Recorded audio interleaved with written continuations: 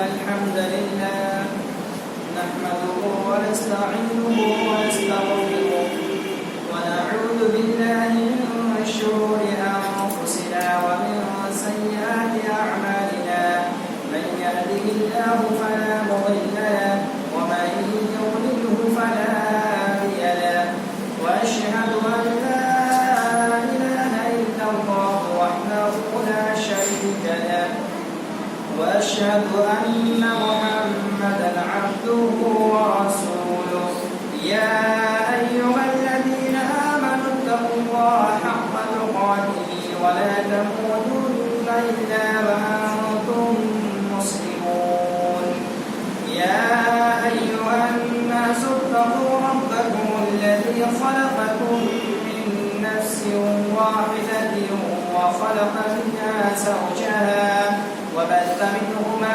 رجالا كثيرا ونساء واتقوا الله الذي تساءلون به والأرحام إن الله كان عليكم رقيبا يا أيها الذين آمنوا اتقوا الله وقولوا قولا سديدا يصلح لكم أعمالكم ويغفر لكم ذنوبكم ومن يطع الله ورسوله فقد فاز فوزا عظيما أما بعد فإن خير الحديث كتاب الله وخير الهدي هدي محمد صلى الله عليه وسلم وشر الأمور محدثاتها وكل محدثة بدعة وكل بدعة ضلالة وكل ضلالة في النار فأعوذ بالله السميع العليم من الشيطان الرجيم من همزه ونفخه ونفثه بسم الله الرحمن الرحيم يا أيها الذين آمنوا إن جاءكم فاسق بنبأ فتبينوا أن تصيبوا قوما بجهالة فتصبحوا على ما فعلتم نادمين وقال النبي صلى الله عليه وسلم وعن ابن عمر رضي الله تعالى عنه قال رسول الله صلى الله عليه وسلم أول جيش من أمتي يغزون مدينة قيصر مغفور لهم وأول جيش غزاها كان أميرهم يزيد رواه البخاري في كتاب الجهاد والسير رب اشرح لي صدري ويسر لي أمري واحلل عقدة من لساني يفقهوا قولي سبحانك لا علم لنا إلا ما علمتنا إنك أنت العليم الحكيم رب زدني علما يا معلم إبراهيم علمني يا فاهم سليمان فهمني آمين محترم حاضرین الجماع نوجوان دوستوں دینی اسلامی بھائیوں پردہ نشین ماں اور بہنوں پچھلے خطبہ جمعہ کے اندر ماہ محرم الحرام کی مناسبت سے اس میں کیے جانے والے اعمال کا تذکرہ میں نے آپ کے سامنے کیا تھا اور ان میں سر فہرست عاشورہ کے روزے کی فضیلت کو آپ کے سامنے اجاگر کیا تھا کہ جس کے بارے میں نبی اکرم صلی اللہ علیہ وسلم نے فرمایا مسلم شریف کی حدیث ہے ان یکفر السنة الماضیہ کہ عاشورہ کے روزے کی وجہ سے اللہ رب العالمین ایک سال پچھلے کے گناہوں کو مٹا دیتا ہے اور اس مہینے میں بہت سے ایسے اعمال جو کتاب اللہ اور سنت رسول کے عین خلاف ہے اور ہمارے سماج اور معاشرے کے اندر رائج ہے میں نے ان چیزوں کو بھی ذکر کیا تھا اور خصوصیت کے ساتھ ماتم کرنا نوحہ خوانی کرنا تعزیہ نکالنا اور جو دیگر غیر اسلامی رسومات ہیں ان کی بیت کنی کی تھی. آج کا خطبہ جو اسی پچھلے موضوع کا تسلسل ہے، لہذا ہم اپنے اس خطبے کے اندر 4 نہایت ہی اہم پوائنٹس بیان کریں گے. سب سے پہلا نقطہ یہ ہے کہ شہادت حسین کے غم میں جو محفلیں سجائی جاتی ہے، جو پروگرام منعقد کیے جاتے ہیں، جس میں کتاب اللہ کی بیجا تعویلات ہوتی ہے، شرکیہ نعرے لگائے جاتے ہیں، قرآن مقدس کے غلط مفہوم کو بیان کیے جاتے ہیں، تو کیا یہ چیز جائز ہے؟ اس کا کیا حکم ہے؟ دوسرا نقطہ، یزید رحمہ اللہ جس کو لوگ برا بھلا کہتے ہیں، سب و شتم کرتے ہیں، گالی گلوچ کرتے ہیں، آخر اس کی حقیقت کیا ہے؟ آخر وہ ہے کون؟ اس چیز کو میں بیان کروں گا. اور تیسرا نقطہ جو اس خطبے کے اندر میں بیان کروں گا وہ واقعہ کربلا کی حقیقت. حضرت حسین رضی اللہ تعالی عنہ کے پوتے کی زبانی ہم کربلا کے واقعے کو سنیں گے نہایت اختصار کے ساتھ.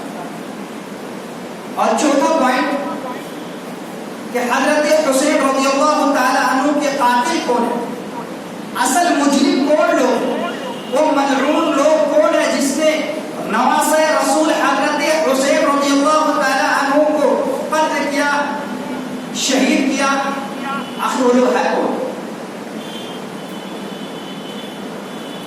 تو میرے بھائیوں، پہلا نقطہ کہ اس ماہ محرم الحرام کے اندر ہمارے سماج و معاشرے کے اندر جہاں بہت سارے بدعات و خرافات انجام دیے جاتے ہیں، غیر اسلامی رسومات انجام پا رہے ہیں، وہیں پر ایک چیز حضرت حسین رضی اللہ تعالی عنہ کی شہادت کے غم میں محفلیں سجاتے ہیں، پروگرام منعقد کرتے ہیں، جھوٹی روایتیں بیان کرتے ہیں اور شرکیہ نعرے بلند کیے جاتے ہیں، قرآن مقدس کے غلط تعویلات کیے جاتے ہیں.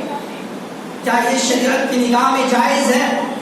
پہلی بات آپ یاد رکھیں کہ حضرت حسین رضی اللہ تعالی عنہ کی شہادت کا واقعہ آج سے 1400 سال پہلے کا، اور اس کا غم ہم آج منائے، سوگ منائے، یہ نبی اکرم صلی اللہ علیہ وسلم کی حدیث کے سراست افراز ہے.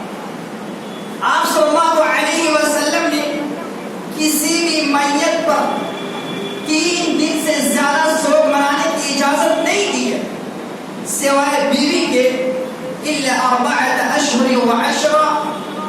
بیوی صرف 4 ماہ 10 دن تک اپنے شوہر کی وفات پر سوگ منا سکتی ہے، ماتم نہیں کرے.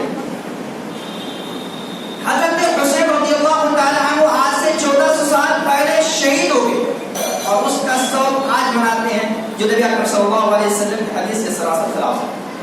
اور جو محفلیں سجائی جاتی ہے، اس کے بارے میں اللہ رب العالمین کا فرمان ہے سورۃ الانعام سورہ نمبر 7 پارہ نمبر 7 آیت نمبر 68 کے اندر اللہ نے فرمایا وَإِذَا رَأَيْتَ الَّذِينَ يَخُوضُونَ فِي آيَاتِنَا فَأَعْرِضْ عَنْهُمْ حَتَّى يَخُوضُوا فِي حَدِيثٍ غَيْرِهِ.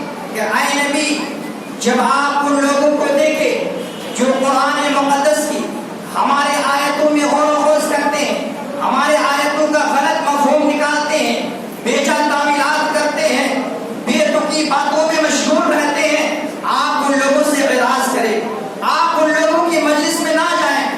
وَإِمَّا يُنْسِيَنَّكَ الشَّيْطَانُ فَلَا تَقْعُدْ بَعْدَ الذِّكْرَىٰ مَعَ الْقَوْمِ الظَّالِمِينَ. اور اگر شیطان آپ کو بھلا دے اور نادانستہ طور پر اگر آپ ان کے پروگرام میں، ان کی محفل میں چلے جائیں جہاں فضول باتیں ہوتی ہیں، قرآن مقدس کی بیجا تعویلات ہوتی ہے، اگر آپ ایسے پروگرام میں نادانستہ طور پر چلے جائیں فَلَا تَقْعُدْ بَعْدَ الذِّكْرَىٰ مَعَ الْقَوْمِ الظَّالِمِينَ، تو یاد ہونے کے بعد آپ ان لوگوں سے ساتھ نہ بیٹھے، آپ وہاں سے اٹھ جائیں. تو پتہ چلا کہ ایسے پروگرام میں جانے سے اللہ رب العالمین نے منع کیا.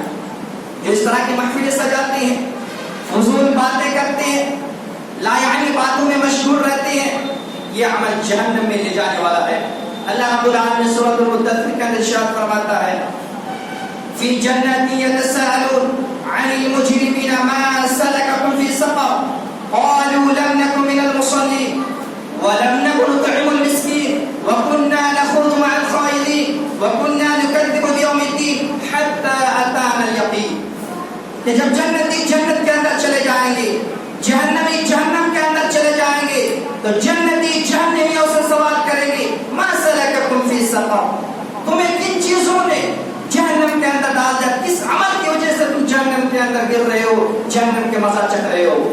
تو جہنمی کافی افسوس مانتے ہوئے کہیں گے قالوا لم نک من المصلین، ہم نمازی نہیں تھے، حی علی الصلاۃ کی صدائیں ہمارے کانوں تک پہنچتی تھی، ہم مؤذن کی اذان پر، اس کے صدا پر کان نہیں دھرتے تھے، لبیک نہیں کہتے تھے، مسجد نہیں آتے تھے، جس کی وجہ سے ہم جہنم میں جا رہے ہیں۔ وَلَمْ نَكُ نُطْعِمُ الْمِسْكِينَ، ہمارے پاس دولت تھی، سمپتی تھی، لیکن ہم مسکینوں کو کھانا نہیں کھلاتے تھے۔ وَكُنَّا نُكَذِّبُ بِيَوْمِ الدِّينِ، آخرت کے دن کی تکذیب کیا کرتے تھے؟ جھٹلاتے تھے۔ وَكُنَّا نَخُوضُ مَعَ الْخَائِضِينَ، اور محل استشهاد یہ ہے کہ ہم فضول گفتگو کرنے والوں کے ساتھ بیٹھ کر فضول گفتگو کیا کرتے تھے؟ جہاں فالتو گفتگو ہو، رسول اللہ صلی اللہ علیہ وسلم کے حدیث کے برخلاف کام ہو، ایسے محفلوں میں ہم مشغول رہتے تھے، ایسے لوگوں کے ساتھ بیٹھ کر ہم باتیں کیا کرتے تھے، یہاں تک کہ ہماری موت آ گئی اور آج ہم جہنم کے اندر جا رہے ہیں۔ پتا چلا کہ جہنم میں جانے والا عمل ہے۔ اللہ تعالیٰ ہم تمام لوگوں کو اس چیز سے محفوظ رکھے۔ دوسرا نقطہ یہ ہے یزید ہے کون؟ یزید کے بارے میں بیان کرنے سے پہلے چند بنیادی باتوں کو بیان کرنا مناسب سمجھتا ہوں جو اصول کی حیثیت رکھتے ہیں۔ ان باتوں کو سمجھنا اصل موضوع کے سمجھنے کے لیے ضروری ہے۔ سب سے پہلی بات، نبی اکرم صلی اللہ علیہ وسلم کی حدیث ہے جسے امام بخاری نے باب النہی عن الإذاء کے اندر ذکر کیا کہ تکلیف دینے کے ممانعت کا بیان۔ حضرت عائشہ رضی اللہ عنہا اس حدیث کے راویہ ہے، کہتی ہے رسول اکرم صلی اللہ علیہ وسلم نے ارشاد فرمایا لا تصبوا الاموات، تم مردوں کو برا بھلا نہ کرو، مردوں کو گالی گلوچ نہ کیا کرو، سب و شتم نہ کیا کرو، فإنهم قد أفضوا إلى ما قدموا، اس لیے کہ دنیا کے اندر اس نے جو عمل کیا ہے وہ اپنے عمل کے ساتھ اللہ رب العالمین کے پاس پہنچ چکا ہے۔ اللہ رب العالمین جو حاکم ہے، حکیم ہے، عادل ہے، منصف ہے، اللہ رب العالمین کے پاس اپنے عمل کے ساتھ پہنچ چکا ہے۔ اب اللہ رب العالمین چاہے تو اسے معاف کر دے تو اس کی رحمت اور مغفرت ہے، اور اس کو سزا دے تو اس کا عدل ہے، تمہیں اس کے بارے میں بیان کرنے کی کوئی ضرورت نہیں ہے۔ اسی لیے علماء نے لکھا ہے کہ کسی ایسے میت کا تذکرہ جس کا ذکر کرنے سے شریعت کا کوئی فائدہ نہیں ہے، شرعی اعتبار سے کوئی فائدہ نہیں ہے، تو ایسے لوگوں کا تذکرہ نہیں کرنا چاہیے۔ شرعی فائدہ مطلب کسی آدمی سے اگر کوئی حدیث مروی ہو تو اس آدمی کے بارے میں جرح کرنا ہو، تعدیل کرنا ہو کہ وہ آدمی جھوٹ بولتا تھا یا سچ بولتا تھا، حدیث گڑھتا تھا یا کیا، حدیث رسول کی حفاظت کے لیے اس آدمی پر جرح کرنا مقصود ہو تو پھر ایسی صورت میں جائز ہے۔ لیکن اگر کوئی شرعی فائدہ نہیں ہے تو پھر ایسے آدمی کا تذکرہ کرنا جائز اور درست نہیں ہے۔ اور ایسا بھی ہو سکتا ہے کہ ہم جس آدمی کا تذکرہ کر رہے ہیں، جس آدمی کے گناہ کا تذکرہ کر کے ہم اس کو گالی گلوچ کرتے ہیں، برا بھلا کہتے ہیں، ہو سکتا ہے کہ اپنی موت سے پہلے اس گناہ سے وہ توبہ کر لیا ہو اور اللہ رب العالمین اس کی توبہ کو قبول کر لیا ہو اور وہ جنت میں جا چکا ہو، اور ہم اس کے بارے میں غلط زبانی کر کے ہم اپنے عمل کو ضائع کر رہے ہیں۔ نبی اکرم صلی اللہ علیہ وسلم کی حدیث ہے، صحیح بخاری کی حدیث ہے، حضرت ابن مسعود رضی اللہ تعالی عنہ بیان کرتے ہیں، آپ نے فرمایا ان احدکم لیعمل بعمل اہل الجنہ حتی لا یکون بینہ وبینہا الا ذراع، کہ ایک آدمی جنت میں جانے والا عمل کرتا ہے یہاں تک کہ اس کی اور جنت کے درمیان زیادہ فاصلہ نہیں رہتا، ایک بالش کا فاصلہ رہتا ہے، پھر تقدیر غالب آتی ہے، فیسبق علیہ الکتاب، پھر تقدیر غالب آتی ہے اور وہ آدمی جہنمی والا عمل کر کے جہنم کے اندر چلا جاتا ہے۔ اسی طرح ایک شخص جہنمی والا عمل کرتا ہے،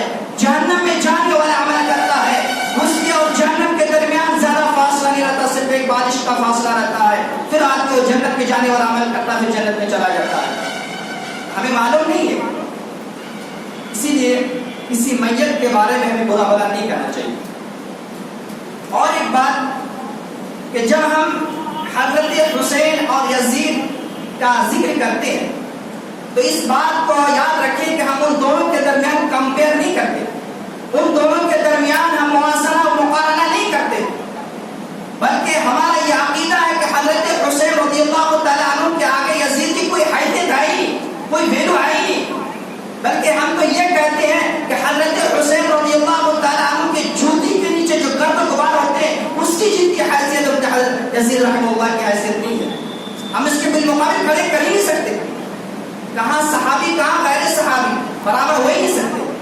اور حضرت حسین رضی اللہ تعالیٰ عنہ تو نواسۂ رسول ہے، جنتی نوجوان کے سردار ہیں، آپ صلی اللہ علیہ وسلم کے محبوب اور چہیتا ہے، ہم اس کو کیسے برابر کر سکتے ہیں؟ عبداللہ بن مبارک سے پوچھا گیا کہ امیر معاویہ اور عمر بن عبدالعزیز، جسے پانچواں خلیفہ کہا جاتا ہے، جنہوں نے خلفائے راشدین کے طور طریقے کے مطابق خلافت کی ہے اور اس کی تعریف، اس کے مدح و ستائش ان کے دشمن تک بھی بیان کرتے ہیں، پوچھا گیا کہ ان دونوں میں بہتر کون ہے؟ ایک طرف امیر معاویہ جن کو شیعہ اور رافضی لوگ گالی گلوچ کرتے ہیں، دوسری طرف تابعی عمر بن عبدالعزیز ہے، آخر ان دونوں میں بہتر کون ہے؟ تو عبداللہ بن مبارک جو بہت بڑے محدث ہیں کہتے ہیں کہ امیر معاویہ رضی اللہ تعالی عنہ نے جس گھوڑے پر سوار ہو کے رسول اللہ صلی اللہ علیہ وسلم کے ساتھ جہاد کیا ہے، اس گھوڑے کے نام کے اوپر جو گرد و غبار لگتا ہے اس کی جتنی اہمیت اتنی اہمیت عمر بن عبدالعزیز کی نہیں ہے. تو ہم کسی غیر صحابی کو صحابی کے ساتھ کمپیئر نہیں کر سکتے، اس کے بالمقابل کھڑے نہیں کر سکتے، بس ہم تاریخ کی ایک حقیقت کو بیان کرنا چاہتے ہیں.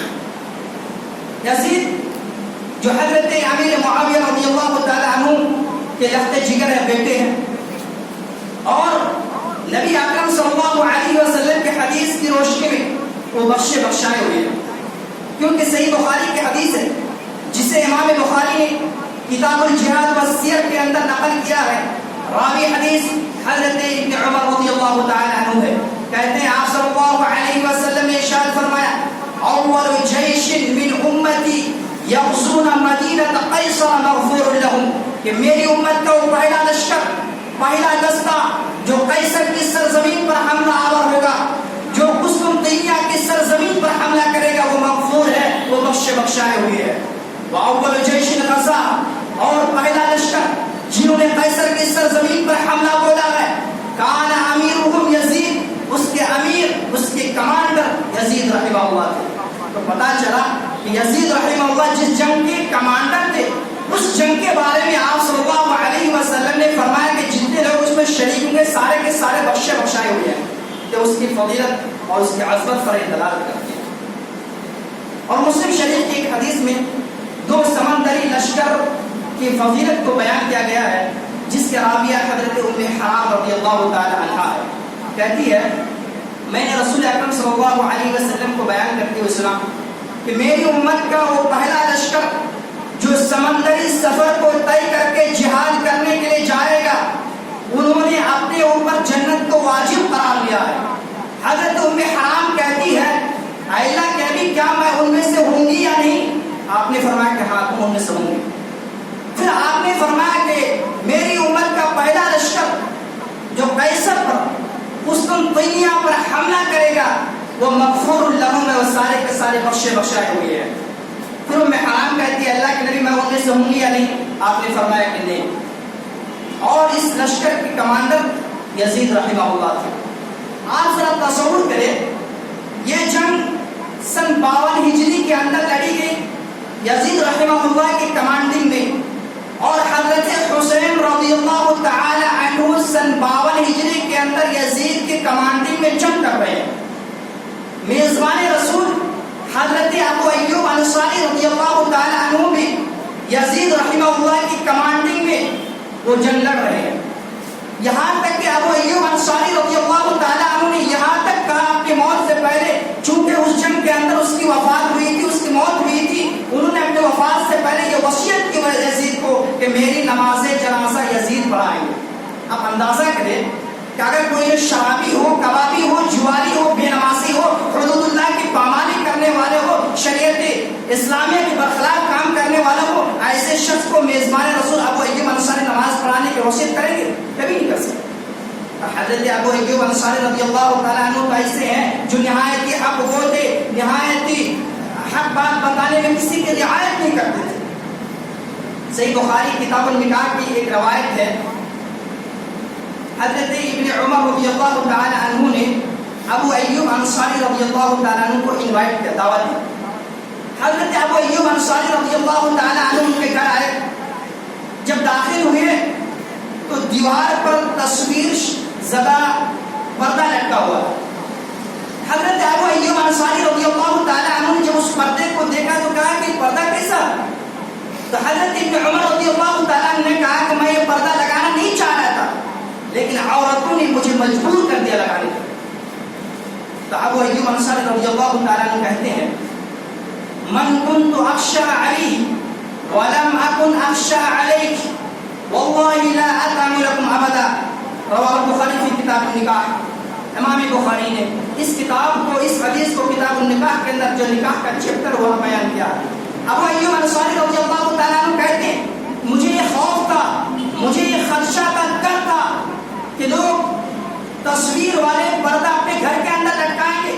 دیکھ تمہارے بارے میں نے کبھی نہیں سوچا تھا، تمہارے بارے میں مجھے خوف نہیں تھا کہ تم رسول اللہ صلی اللہ علیہ وسلم کے حدیث کے برخلاف کام کرو گے۔ واللہ لا ادعو لکم ابدا، اللہ کی قسم میں تمہارا کھانا نہیں کھاؤں گا کھائے بغیر۔ وہ حضرت عبداللہ بن عمر رضی اللہ تعالیٰ عنہ کے گھر سے واپس چلے گئے۔ تصور کریں آپ کہ رسول اللہ صلی اللہ علیہ وسلم کے حدیث کے برخلاف ایک کام ہوا تو اسے گھر میں کھانا نہیں کھائے۔ اگر یزید شرابی ہوتا، جواری ہوتا، کبابی ہوتا تو کیا ان کو اپنی نماز جنازہ پڑھانے کی وصیت کرتے؟ ہرگز نہیں کرتے۔ مزید اس کی حقیقت کو ہم حضرت حسین رضی اللہ تعالیٰ عنہ کے بھائی کی زبانی سنتے ہیں۔ عبداللہ بن مطیع جو عبداللہ بن زبیر رضی اللہ تعالیٰ عنہ کے حامیوں میں تھے، حضرت ابن زبیر رضی اللہ تعالیٰ عنہ مکہ کے اندر اپنی خلافت کا اعلان کر دیا تھا۔ عبداللہ بن مطیع محمد بن حنفیہ جو علی رضی اللہ تعالیٰ عنہ کے بیٹے ہیں، حضرت حسین رضی اللہ تعالیٰ عنہ کے بھائی ہیں، باپ یہ کہ ماں دو ہے، دونوں دو ماں سے ہیں۔ تو عبداللہ بن مطیع نے حضرت محمد بن حنفیہ سے پوچھا اور ان سے کہا کہ آپ یزید کی بیعت کر لیے ہیں، آپ ان کی بیعت کو توڑ دیجیے۔ اس کی بیعت کو کیوں توڑوں؟ اس میں کیا کمی، کیا خامی ان میں؟ تو کہا کہ وہ شرابی ہے، اس کے اندر بہت سارے غلط کام ہے اور وہ خلیفہ کے اہل نہیں ہے۔ تو محمد بن حنفیہ جو حضرت حسین رضی اللہ تعالیٰ عنہ کے بھائی ہیں وہ کہتے ہیں لقد حضرت ان یزید، میں یزید کے پاس حاضر ہوا، میں یزید کے پاس گیا، فرأیتہ، میں نے یزید کو اپنی آنکھ سے دیکھا، مواظبا علی الصلاۃ، نماز کی پابندی کرتے ہوئے، نماز کی حفاظت کرتے ہوئے میں نے یزید کو دیکھا، متحریا للخیر، خیر کا متلاشی تھا، وہ خیر کو تلاش کر رہا تھا، ویسأل عن الفقہ، اور وہ فقہی مسائل کو پوچھتا تھا، اس کے اندر علم کا جستجو تھا، وہ ملازما للسنہ، اور وہ سنت کو لازم سے پکڑنے والا تھا، ان صفات کے حامل تھا وہ، آخر میں اس کی بیعت کو کیوں توڑوں؟ تو عبداللہ بن مطیع کہتے ہیں کہ ہو سکتا ہے کہ آپ کے ڈر کی وجہ سے وہ اس طرح کیا ہو۔ تو محمد بن حنفیہ کہتے ہیں کہ وقت کا ایک بادشاہ ہے، وقت کا ایک خلیفہ ہے، وہ مجھ سے کیوں ڈرے گا؟ حالانکہ ان صفات کے حقیقی معنوں میں وہ حامل ہے۔ تو کہا کہ آپ مانیں یا نہ مانیں وہ اچھا آدمی نہیں ہے۔ تو محمد بن حنفیہ کہتے ہیں کہ آپ قرآن کی زبانی غلط کر رہے ہیں، آپ کو اس کے بارے میں صحیح نالج نہیں ہے، اور آپ اپنے مومن بھائی کے بارے میں بدگمانی کر رہے ہیں۔ اللہ رب العالمین نے بدگمانی کرنے سے منع فرمایا، یا ایھا الذین آمنوا اجتنبوا کثیرا من الظن ان بعض الظن اثم ولا تجسسوا، کہ ایمان والو بہت سارے بدگمانیوں سے بچو، اس لیے کہ بعض بدگمانی گناہ ہے۔ اور دوسری جگہ پر فرمایا الا من شهد بالحق وهم يعلمون، کہ کسی آدمی کی گواہی اسی وقت قابل اعتبار ہوگی جب وہ آدمی کسی کے بارے میں اچھی طریقے سے جانتا ہو، اس کے پاس علم یقینی ہو۔ تو اس کے بارے میں جو باتیں بتائی جاتی ہیں یہ بات کے روات کا ہے. اکثر راوی شیعہ ہے، رافضی ہے، خارجی ہے، یہودی ہے، ان لوگوں نے اس طرح کی جھوٹی جھوٹی روایتیں بیان کیا ہے. اس کی حقیقت جو ہے میں نے صحیح روایت کی روشنی میں آپ کے سامنے بیان کیا. اگر 1 منٹ کے لیے ہم مان لیں کہ یزید رحمہ اللہ اچھے نہیں تھے، اس کے اندر بہت ساری خامیاں ہیں، کوتاہیاں ہیں، بہت ساری برائیاں ہیں، تو کیا پھر بھی کسی حاکم کی بغاوت جائز ہے؟ نبی اکرم صلی اللہ علیہ وسلم کی حدیث کی روشنی سے جواب نہیں ہے. صحیح مسلم کی حدیث ہے، حضرت عائشہ رضی اللہ تعالی عنہا بیان کرتی ہے، آپ صلی اللہ علیہ وسلم نے ارشاد فرمایا، من رأى من اميره شيئا يكره فليصبر، کہ جو شخص اپنے کسی امیر کے اندر کوئی ایسی چیز دیکھے، کوئی ایسی برائی دیکھے جس کو وہ ناپسند کرتا ہو، فليصبر، اسے چاہیے کہ وہ صبر کرے. اس لیے کہ جو شخص جماعت سے ایک بارش دور ہوتا ہے اس کی موت جاہلیت کی موت ہوتی ہے. صحیح مسلم کے حدیث. اگر بادشاہ بالفرض نہ بھی ہو پھر بھی اس کی بغاوت حدیث کی روشنی میں جائز درست نہیں ہے. اس کی حقیقت ہے. تیسرا نقطہ جو آپ کے سامنے مجھے بیان کرنا ہے وہ ہے کربلا کا داستان. کربلا کا واقعہ بہت سارے روات سے ہے اور ان میں سے اکثر و بیشتر راوی رافضی ہے، شیعہ ہے. ان میں سے ایک راوی ہے ابو مخنف. ابو مخنف سے کربلا کا واقعہ بہت زیادہ وارد ہے. ابو مخنف کے بارے میں ائمہ جرح و تعدیل کہتے ہیں، جو لوگ راویوں پر کمنٹ کرتے ہیں، تنقید کرتے ہیں کہ اس کے اندر یہ خامیاں، یہ برائیاں ہیں، وہ ائمہ جرح و تعدیل ان کو کہا جاتا ہے. تو علماء جرح و تعدیل ابو مخنف کے بارے میں کہتے ہیں، خاص کر کے حافظ ابن حجر کہتے ہیں کہ وہ رافضی ہے اور وہ جھوٹ بولتا، حدیث کو گڑتا ہے. اور ایک راوی ہے عمار الدہنی. عمار الدہنی کے بارے میں علماء جرح و تعدیل لکھتے ہیں. حافظ ابن حجر نے تقریب التہذیب، تہذیب التہذیب، الاصابہ، ان چیزوں کے اندر اس راوی کے بارے میں ذکر ہے. کہتے ہیں ہوا صدوق کان یتشیع. عمار الدہنی صدوق راوی ہے، سچ بولتا ہے لیکن وہ شیعہ ہے. تو یہ راوی ہر آدمی کے اندر، ہر تمام علماء کے نزدیک قابل اعتبار ہے. لہذا اس راوی سے جو مروی حدیث ہے، جو مروی روایت ہے کربلا کا واقعہ، اس کو میں آپ کے سامنے بیان کرنا چاہتا ہوں. عمار الدہنی محمد بن علی بن حسین، جو حضرت حسین رضی اللہ تعالیٰ عنہ کے پوتے ہیں، ان سے بیان کرتے ہیں کہ آپ مجھے کربلا کا واقعہ اسی طرح بیان کریں جیسا کہ آپ کربلا کے اندر موجود ہیں، آپ ساری چیزوں کو اپنے آنکھوں سے دیکھ رہے ہیں، اس طرح مجھے کربلا کا واقعہ بیان کیجیے. تو محمد بن علی بن حسین، جو حضرت حسین رضی اللہ تعالیٰ عنہ کے پوتے ہیں، جنہیں ابو جعفر باقر کہا جاتا ہے، انہوں نے کربلا کے داستان کو بیان کیا. کہتے ہیں کہ حضرت امیر معاویہ رضی اللہ تعالیٰ عنہ کے انتقال کے بعد مدینہ کا گورنر ولید بن عتبہ تھا، اور یزید کی جانب سے تمام جگہ یہ خطوط پہنچا کہ یزید کے لیے لوگ بیعت کریں. تمام حکمراں کے پاس، گورنر کے پاس خطوط بھیجا کہ مدینہ، مکہ، کوفہ، بصرہ، جہاں بھی ہے ہر جگہ لوگوں سے یزید کے خلافت کے لیے بیعت لے. تو وہاں مدینہ کے اندر ولید بن عتبہ گورنر تھا. ان کے پاس جب یہ خط پہنچا تو انہوں نے حضرت حسین رضی اللہ تعالیٰ عنہ کو خط لکھا کہ آپ یزید کے لیے بیعت کریں. تو حضرت حسین رضی اللہ تعالیٰ عنہ نے کہا کہ مجھے مہلت دی جائے، مجھے اس کے بارے میں ذرا سوچنے کی ٹائم دیا جائے، مہلت دی جائے. تو ولید بن عتبہ نے نرمی برتا، کہا کہ نواز رسول ہے، ٹھیک ہے آپ سوچ کے بیعت کریں. تو حضرت حسین رضی اللہ تعالیٰ عنہ اسی موقع پر مہلت لی اور وہ مدینہ سے مکہ نکل گئے. جب مدینہ سے مکہ آئے تو کوفہ والوں کو معلوم ہوا کہ حضرت حسین رضی اللہ تعالیٰ عنہ مدینہ سے مکہ چلے گئے. تو وہ لوگ خطوط بھیجنا شروع کر دیے. روایت میں آتا ہے کہ اتنے خطوط بھیجے تو بوریاں بھر بھر کے خطوط حضرت حسین رضی اللہ تعالیٰ عنہ نے بھیجے، اور ہر خط میں یہ لکھا ہوا تھا کہ آپ کوفہ چلے آئے، ہم آپ کے لیے بیعت کرنے کے لیے تیار ہیں، اور یزید کے جانب سے کوفہ کے اندر جو گورنر مقرر ہے حضرت نعمان بن بشیر جو صحابہ رسول ہے، ہم اس کے پیچھے بھی نماز نہیں پڑھ رہے. آپ ذرا تصور کریں، جو صحابہ رسول کے پیچھے نماز نہ پڑھتا ہو، ایسے آدمی سے خیر کی توقع کی جا سکتی ہے؟ انہوں نے کہا کہ ہم نعمان بن بشیر رضی اللہ تعالیٰ عنہ کے پیچھے بھی نماز نہیں پڑھ رہے. آپ کوفہ چلے آئے تو حضرت حسین رضی اللہ تعالیٰ عنہ نے واقعے کی چھان بین کے لیے اور بات کو معلوم کرنے کے لیے اپنے چچیرے بھائی مسلم بن عقیل کو کوفہ بھیجا. مسلم بن عقیل کوفہ کے سب سے پہلے اوسجہ کے گھر میں قیام کیے، پھر اوسجہ کے گھر سے ہانی بن عقبہ کے گھر منتقل ہو گئے.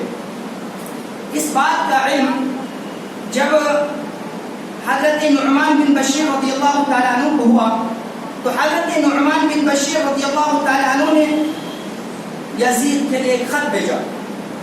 اس نے خط میں یہ لکھا کہ حضرت حسین رضی اللہ تعالیٰ عنہ کے چچیرے بھائی مسلم بن عقیل کوفہ آئے ہوئے ہیں اور کوفہ کے لوگ حضرت حسین رضی اللہ تعالیٰ عنہ کے لیے اس کے بھائی کے ہاتھ میں بیعت کر رہے ہیں. آپ کے خلافت کو وہ لوگ ماننے کے لیے تیار نہیں ہے. جب یہ بات یزید رحمہ اللہ کے پاس پہنچی تو انہوں نے اپنے آزاد کردہ غلام سرحون سے مشورہ لیا کہ آخر کیا کیا جائے. تو سرحون نے کہا کہ جب آپ کے والد محترم زندہ تھے تو میں اس کو جب کوئی مشورہ دیا کرتا تھا تو میرے مشورے کو مان لیتے تھے. اگر میں ابھی بھی آپ کو کوئی مشورہ دوں تو کیا آپ میرے مشورے کو مانیں گے؟ انہوں نے کہا کہ ٹھیک ہے. سرحون نے کہا کہ آپ عبید اللہ بن زیاد کو بصرہ کے گورنری کے ساتھ ساتھ کوفہ کا گورنر بنا دیجیے، سارا معاملہ ٹھیک ہو جائے گا. یزید رحمہ اللہ کہتے ہیں میں تو سوچ رہا تھا کہ ابن زیاد کو بصرہ کی گورنری سے معزول کر کے ہٹا دے، اور تم کہہ رہے ہو کہ کوفہ کے گورنر بنا دیجیے. ٹھیک ہے، جب تم کہہ رہے ہو تو میں بنا دیتا ہوں. تو یزید رحمہ اللہ نے کوفہ کا گورنر ابن زیاد کو بنا دیا. ابن زیاد اپنے 6 بعض روایت میں 8 بعض روایت میں 12 آدمی کو لے کر وہ کوفہ آئے. کوفہ آنے کے بعد انہوں نے سب سے پہلا جو کام کیا وہ مسلم بن عقیل کا پتہ لگایا. مسلم بن عقیل جو حضرت حسین رضی اللہ تعالیٰ عنہ کے چچیرے بھائی تھے، ان کا پتہ لگانے کے لیے انہوں نے ایک چال چلی، انہوں نے ایک اسکیم، ایک گیم کھیلا. انہوں نے اپنے ایک غلام کو 3000 درہم دے کر بھیجا یہ کہہ کر کہ مسلم بن عقیل کا پتہ لگاؤ اور لوگوں کو کہو کہ میں حمص سے آیا ہوا ہوں، ملک شام سے آیا ہوا ہوں اور حسین رضی اللہ تعالیٰ عنہ کے لیے مسلم بن عقیل کے ہاتھ بیعت کرنا چاہتے ہیں. لوگوں نے اس کا پتہ بتا دیا اور وہ غلام ہانی بن عقبہ کے گھر میں پہنچ گیا جہاں پر مسلم بن عقیل تھا. سارا معاملہ جب انہوں نے جان گیا، ساری چیزوں کی خبر جب انہوں نے لے لی تو سیدھے عبید اللہ بن زیاد کے پاس پہنچا. عبید اللہ بن زیاد نے کوفہ کے جو بڑے بڑے لوگ ہیں، جو سرداران کوفہ ہے، جو شرفا ہے، ان لوگوں کو جمع کیا. سارے لوگ آ گئے، اس میں ہانی بن عقبہ موجود نہیں تھا. تو عبید اللہ بن زیاد نے کہا کیا بات ہے، میں سارے لوگوں کو دیکھ رہا ہوں، ہانی بن عقبہ نظر نہیں آ رہے. کوفہ کی بڑی شخصیت تھی. لوگوں نے اور یزید نے، عبید اللہ بن زیاد نے اشعث کو بھیجا کہ جاؤ ہانی بن عقبہ کو بلا کے لاؤ. ہانی بن عقبہ گیا، ہانی بن عقبہ کے پاس ہو گیا اور وہ آنا نہیں چاہ رہا تھا لیکن زبردستی اسے لایا گیا. پھر اس کو پوچھا گیا کہ مسلم بن عقیل کہاں؟ اس نے پہلے انکار کر دیا کہ مجھے مسلم بن عقیل کے بارے میں معلوم نہیں ہے. پھر جب اس غلام کو پیش کر دیا جو 3000 درہم لے کر مسلم بن عقیل کے تلاش میں گیا تھا، ان کو جب اس کے سامنے پیش کر دیا تو وہ لاجواب ہو گیا. تو عبید اللہ بن زیاد نے اس کو ایسی برچی ماری کہ اس کا آنکھ پھوڑ دی.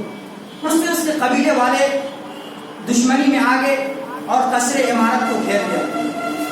مسلم بن عقیل کے ماتحتی میں 12000 لوگ موجود تھے اور روایت میں آتا ہے کہ صبح کے وقت 12000 لوگ تھے، شام ہوتے ہوتے سارے کے سارے لوگ چلے گئے. قاضی شریح وہاں پر موجود تھے. یزید عبید اللہ بن زیاد نے قاضی شریح سے کہا کہ لوگوں سے کہو، کوفہ والوں سے کہو کہ تمہارے ساتھ ہماری کوئی دشمنی نہیں ہے، مسلم بن عقیل کا مجھے پتہ لگانا، مسلم بن عقیل کو میرے حوالے کر دو، تم لوگوں سے کوئی دشمنی نہیں ہے. سارے کے سارے لوگ مسلم بن عقیل کو چھوڑ دیے. اندازہ کیجئے کہ ان لوگوں نے خط لکھ کر بلایا کہ آپ کوفہ آ جائیں، ہم آپ کی مدد کرنے کے لیے تیار ہیں. اور 12,000 تقریباً حضرت حسین رضی اللہ تعالیٰ عنہ کے لیے مسلم بن عقیل کے ہاتھ بیعت لے لیے. حضرت مسلم بن عقیل نے خط لے کر حضرت حسین کو بھیج دیا کہ آپ کوفہ آ جائیں، کوفہ کا معاملہ اچھا ہے. اور حضرت حسین رضی اللہ تعالیٰ عنہ وہاں سے نکل گئے. جب حضرت حسین رضی اللہ تعالیٰ عنہ وہاں سے نکل رہے تھے، بہت سارے صحابہ نے روکا. حضرت ابن عمر رضی اللہ تعالیٰ عنہ نے، حضرت ابن عباس رضی اللہ تعالیٰ عنہ، حضرت حسین رضی اللہ تعالیٰ عنہ کے گھوڑے کی نکیل تھام لی اور کہا کہ آپ کوفہ ہرگز نہ جائیں، کوفہ والوں کے جانب سے ہمیں خون کی بو آ رہی ہے. ابن عباس رضی اللہ تعالیٰ عنہ نے کہا تھا، اور یہ بھی کہا تھا کہ انہی کوفہ والوں نے آپ کے والد حضرت علی کو شہید کیا تھا. آپ کوفہ ہرگز نہ جائیں، کیونکہ یہ مقولہ مشہور ہے، الکوفی لا یوفی، کوفہ والا کبھی کسی کے ساتھ وفائی نہیں کرتا، آپ کوفہ آ جائیں. لیکن حضرت حسین رضی اللہ تعالیٰ نہیں مانے، وہ کوفہ کی طرف روانہ ہو گئے. ادھر ہانی بن عروہ کو قتل کر دیا گیا، مسلم بن عقیل رضی اللہ تعالیٰ عنہ کو بھی قتل کر دیا گیا کوفہ کے اندر. پھر ایک شخص حر بن یزید تمیمی، یہ کوفہ سے مکہ کی طرف روانہ ہوا. ادھر حضرت حسین رضی اللہ تعالیٰ عنہ مکہ سے روانہ ہو چکے تھے. قادسیہ سے 3 میل کے فاصلے پر حر بن یزید تمیمی سے ملاقات ہوئی. حر بن یزید تمیمی نے مسلم بن عقیل کے قتل کا واقعہ اور کوفہ کے لوگوں نے جو بے وفائی کی سارا واقعہ حضرت حسین رضی اللہ تعالیٰ عنہ کو سنا ڈالا. حضرت حسین رضی اللہ تعالیٰ عنہ سن کر وہاں سے واپس ہونے کا ارادہ کرتے. اس پوائنٹ یاد رکھیں کہ اگر دین کے لیے حضرت حسین رضی اللہ تعالیٰ عنہ حق کے لیے سفر کر رہے تھے، جہاد کرنا چاہ رہے تھے، تو آخر واپسی اور روانگی کا ارادہ کیوں کیا؟ تو حضرت حسین رضی اللہ تعالیٰ عنہ نے سن کر وہاں سے واپس ہونے کا ارادہ کیا. مسلم بن عقیل کے جو بھائی تھے، ان کے جو رشتے دار تھے، ان لوگوں نے کہا کہ ہم خون کا بدلہ خون لیں گے ورنہ ہم بھی شہید ہو جائیں گے. حضرت حسین رضی اللہ تعالیٰ عنہ بھی ان لوگوں کے ساتھ روانہ ہو گئے. کوفہ کی طرف آگے بڑھے، مقام کربلا تک پہنچے، اور ادھر یزید بھی اپنے قافلے کے ساتھ، اپنے لشکر کے ساتھ مقام کربلا کے اندر موجود ہوا. وہاں پر عمر بن سعد جو کوفہ کا ایک سردار تھا، اس کو عبید اللہ بن زیاد نے کہا کہ حسین رضی اللہ تعالیٰ عنہ کے معاملے میں آپ میری مدد کریں. تو پہلے تو اس نے انکار کر دیا، بعد میں عبید اللہ بن زیاد نے بہت زیادہ اصرار کیا تو تیار ہو گیا. عمر بن سعد حضرت حسین رضی اللہ تعالیٰ عنہ کے پاس آئے تو حضرت حسین رضی اللہ تعالیٰ عنہ نے ان کے سامنے 3 آپشن پیش کیا. پہلا آپشن یہ ہے کہ میں جہاں سے آیا ہوں مجھے وہاں جانے کی اجازت دے. دوسرا آپشن کہ مجھے یزید رحمہ اللہ کے پاس لے کر چلے، میں اپنے ہاتھ اس کے ہاتھ میں رکھ کر بیعت کرنے کے لیے تیار ہوں.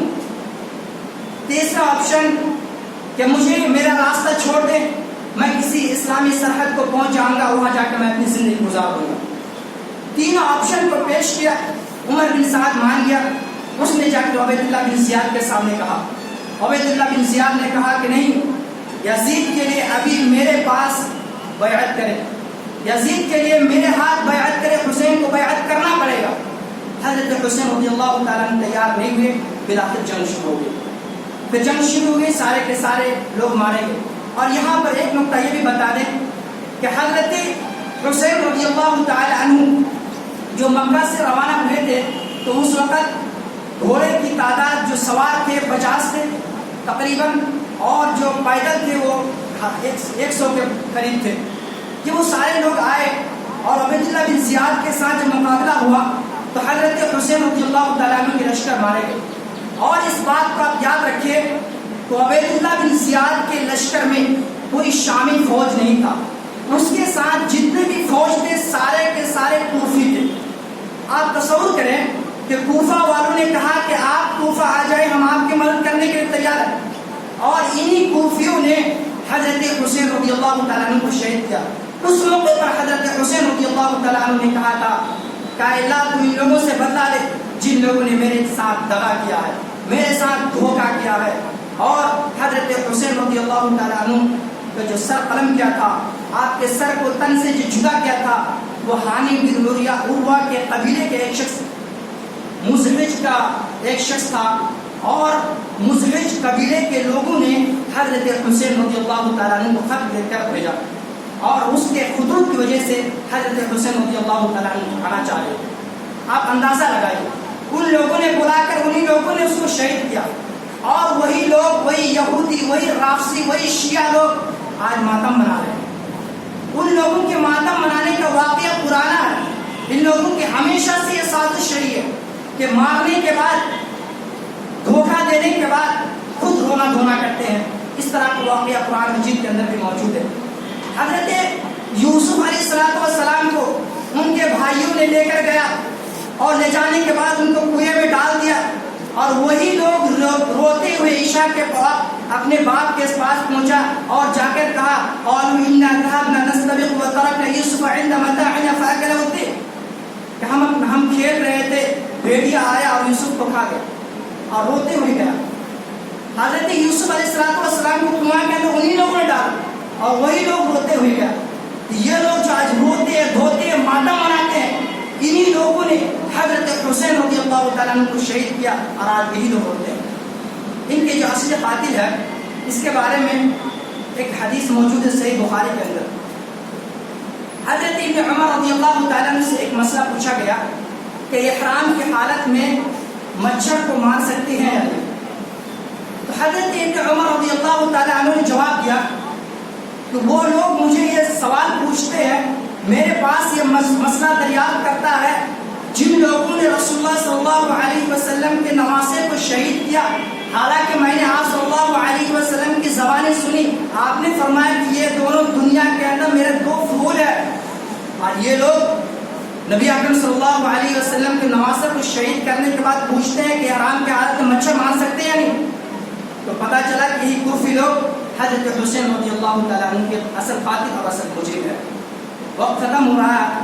اللہ رب العالمین کی ذات سے ہم یہ دعا کرتے ہیں کہ بار الہ تو ہم تمام لوگوں کو اپنے ذہن و دماغ کے اندر فضولاتی خیال کو دور کر کے, تعصب کے پردے کو چاک کر کے حق بات کو سمجھنے کی توفیق دے, اور ہمیں حق و انصاف اور عدل کے ساتھ تمام کام کرنے کی توفیق دے. ہمارے پاس جو بھی خبر پہنچے ان کی جانچ پڑتال, ان کی تفتیش کرنے کی بھی ہمیں توفیق دے, اور اس ہوئے زمین کے اندر خصوصیت کے ساتھ مسلمانوں کے فرقے جو حضرت حسین رضی اللہ تعالیٰ عنہ کی شہادت کے غم میں ماتم مناتے ہیں, ان لوگوں کو عقل سلیم اور فہم کریم عطا فرما, اور جو بھی مسلمان جہاں پریشان حال ہے تو اس کو پریشانی کو دور فرما, اور جو بھی مریض ہے, بیمار ہے, تو اس کی مرض کو شفا عاجلہ و کاملہ میں تبدیل کر دے.